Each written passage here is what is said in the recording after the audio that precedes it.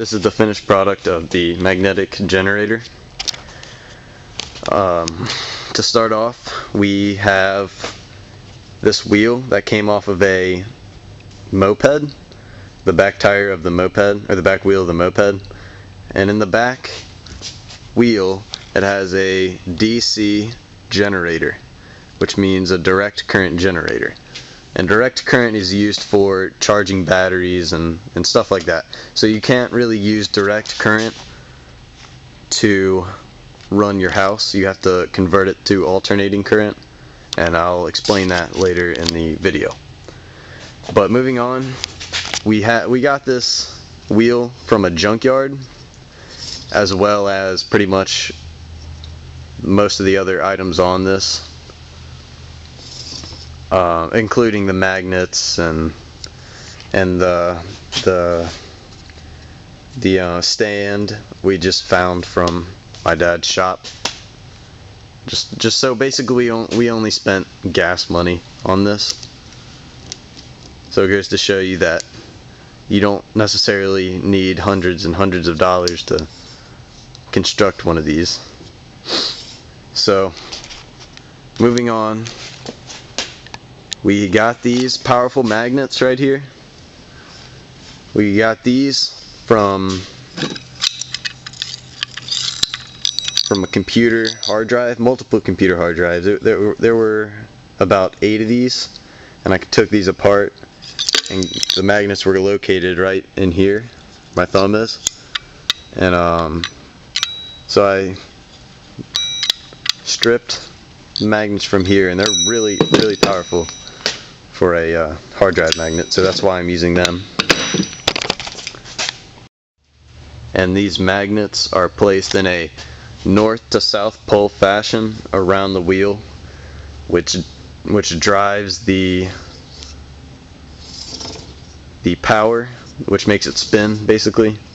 So every time it passes this bigger magnet down here, it has that force that pushes it across there. So every time it spins and gets to that magnet, it pushes it across there. So on the other side of here, we have a light bulb here that's wired into the generator itself, into the armature of this direct current generator, to show that it gives off power basically. And I've cut a hole inside the metal casing to show what's inside here, such as copper windings, insulators, etc. Just stuff like that. And these wires from the light bulb are tapped inside here, so that's what makes it, give off power from the motion of this. Now this bottom magnet down here, it has a switch, so you can turn it on and off,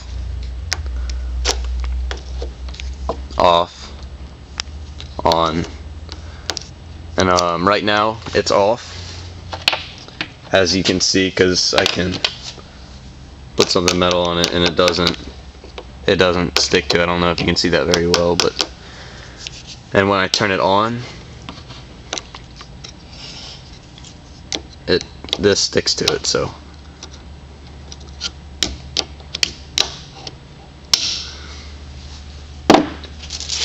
it's a pretty powerful magnet, which every time these right here, let me just turn it off, every time these pass by here, when that magnet's on, the base magnet, it propels it to go forward every time that passes through. But you can still spin this generator and see that it gives off energy, and that it will still turn on that light right there. So if I just spin this on its own with the magnet off, you can see that the light bulb will stay on. So if I turn this magnetic switch, if I turn this magnetic switch on, and I spin this, theoretically this will keep going over and over and over again, and keep spinning and keep creating its own power until I turn the switch back off. So if I take this wheel and spin it with the magnet on, theoretically this wheel will continue to spin on its own using only the magnetic force given by these rare earth magnets which are incredibly strong. This will continue to spin unless this magnet is turned off. So what we're going to do now is we're going to magnetize this bottom magnet to on, and as you can see, it is on, and it's pretty powerful. So, and when slowly turned, you can feel the magnets on here kind of push across, and right now I'm holding it back, but you can feel the magnetic push and pull coming from this. So I'm going to go ahead and spin it, and let's see what happens.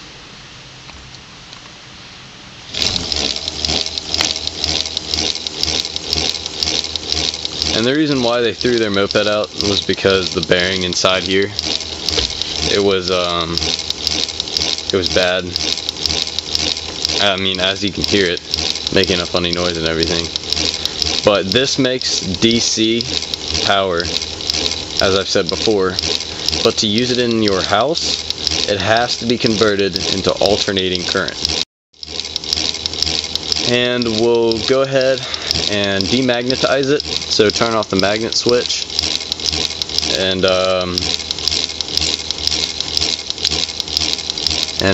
yeah, so it should go off when I do that. So we'll go ahead and turn it off. And that's it. That's my magnetic power generator.